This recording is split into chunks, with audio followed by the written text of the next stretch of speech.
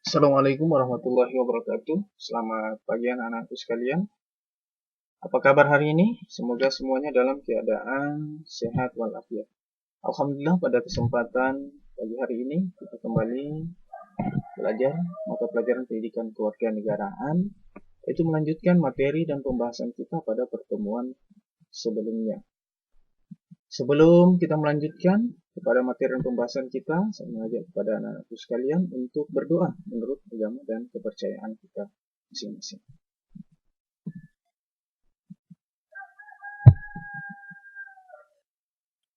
Baik anak-anakku sekalian, masih ingatkah kalian pada pertemuan sebelumnya, yaitu tentang arti penting norma dalam mewujudkan keadilan.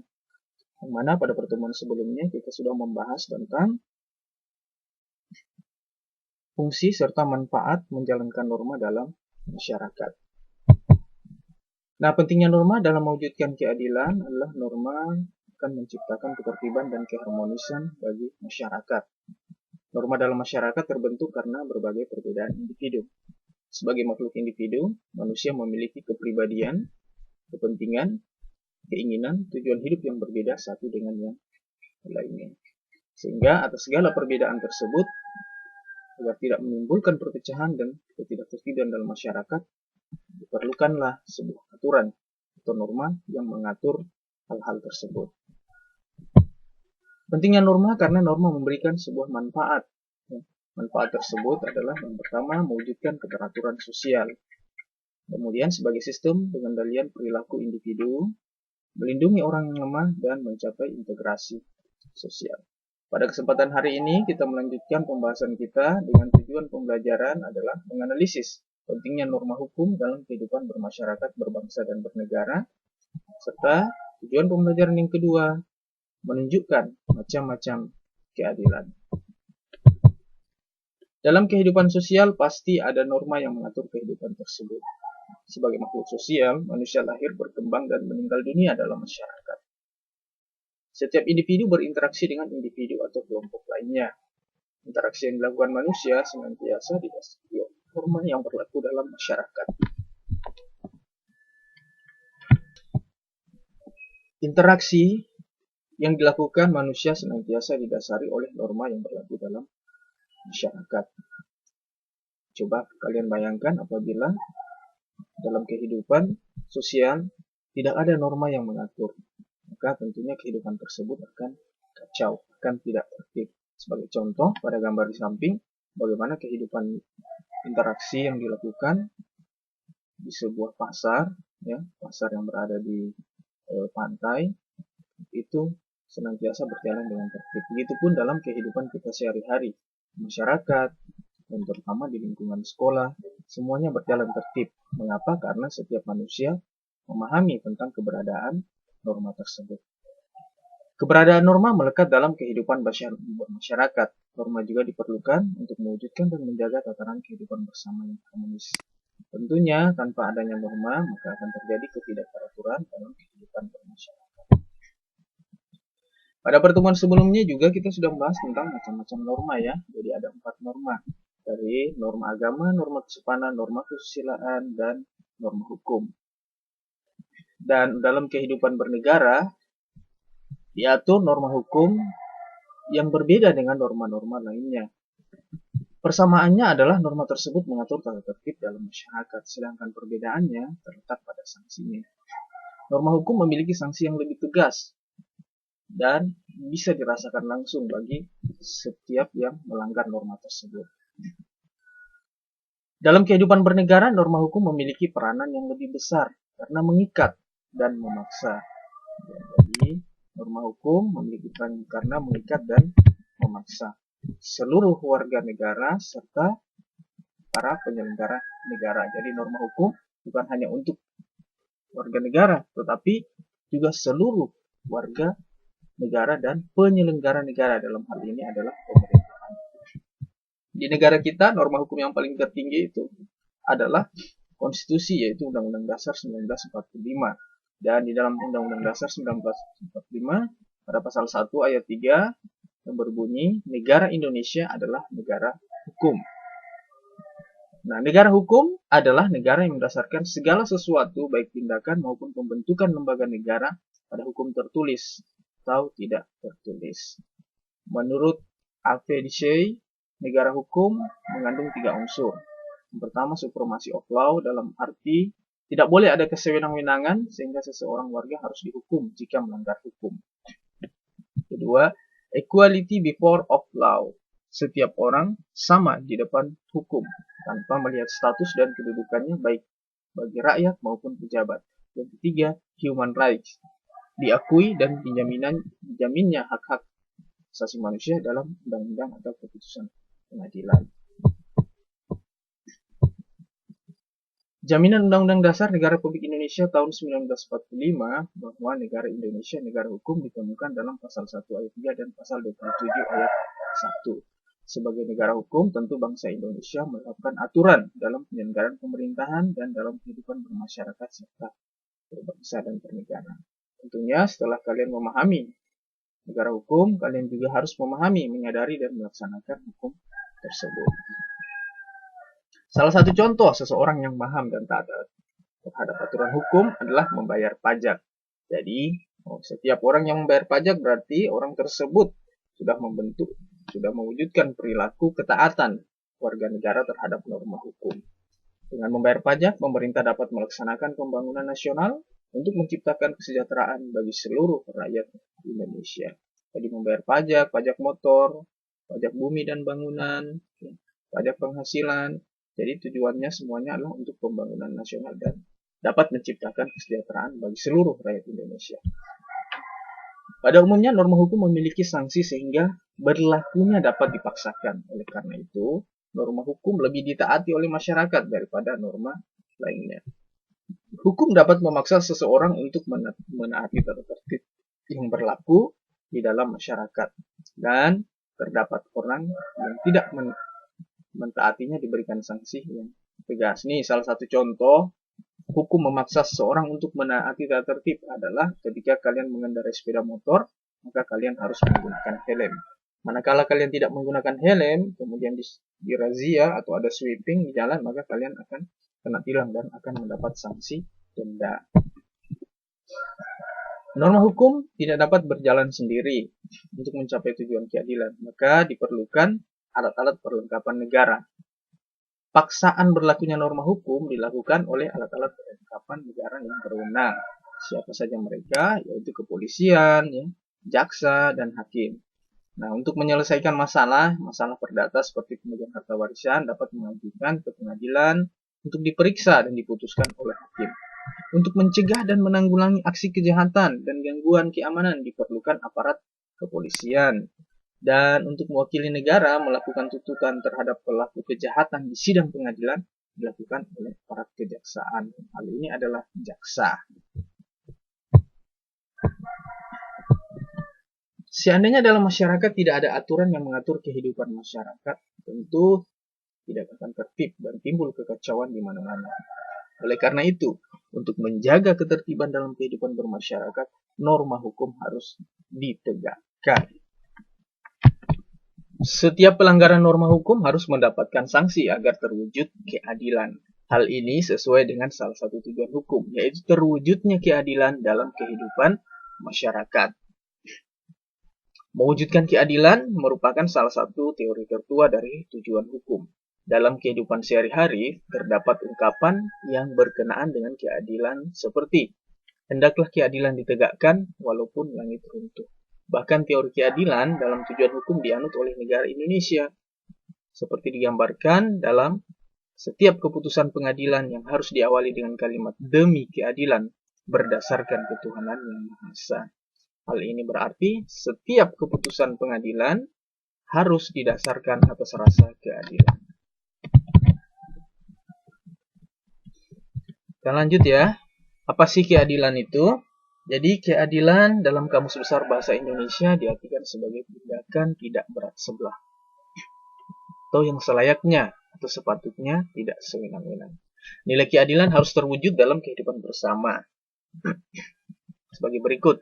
Jadi macam-macam keadilan nih. Yang pertama, keadilan distributif ya.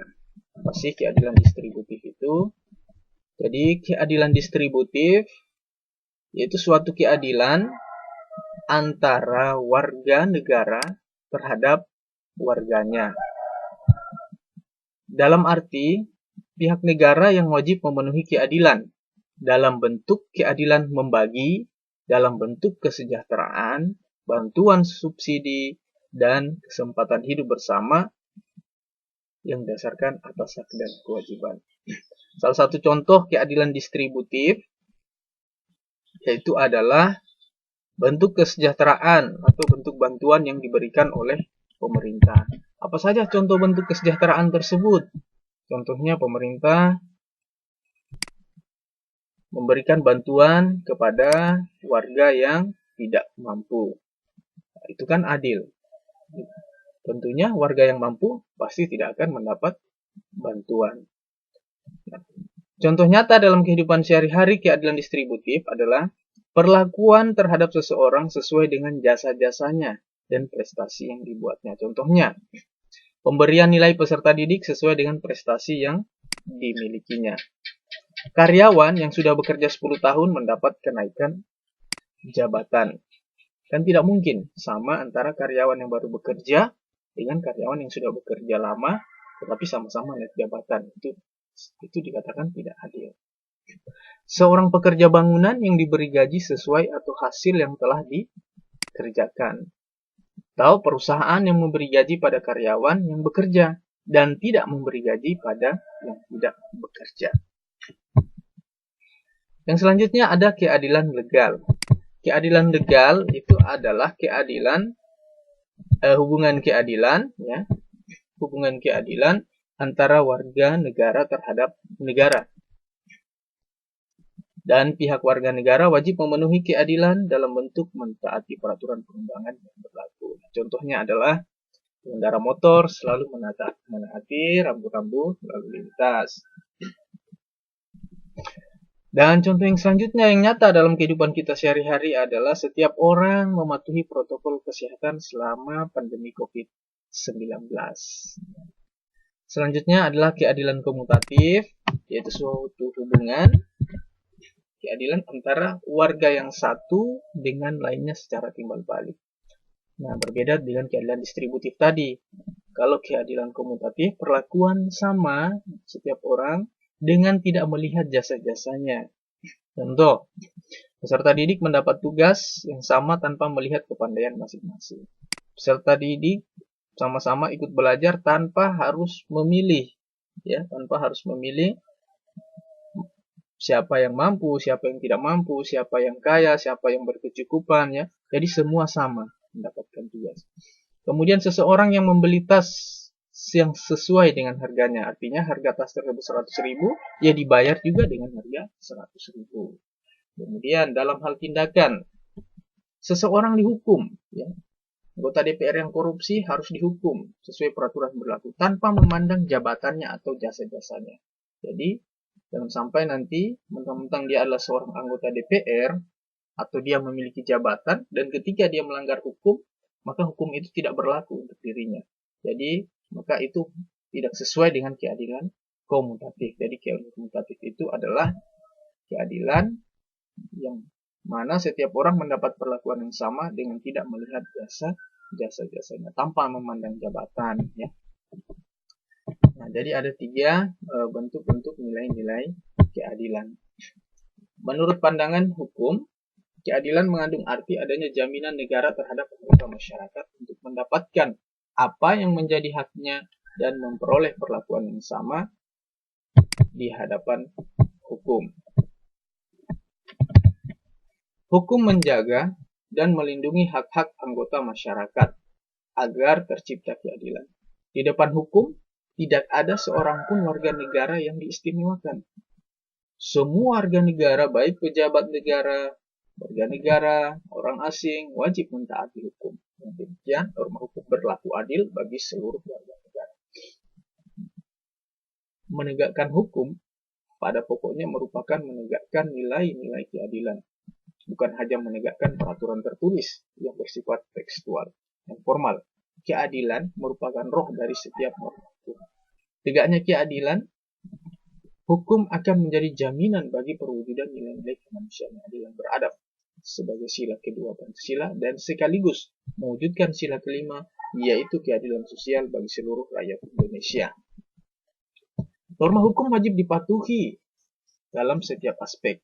Barang siapa melanggar suatu aturan hukum, kan dikenakan sanksi. Sanksi biasa disebut sebagai hukuman, yaitu suatu pengenaan dengan kekuasaan memaksa sesuatu yang tidak dikehendaki, tidak menyenangkan atas individu, kelompok individu atau kelembagaan, badan hukum tertentu sebagai imbalan atau ganjaran atas perbuatan yang dinilai melanggar norma hukum yang berlaku. Pengenaan hukum dapat dibedakan dari segi berat ringannya seperti teguran atau peringatan, pengurangan hak seperti denda, pembatasan kebebasan, denda ya, sanksi yang menyakiti fisik, serta ada pidana mati.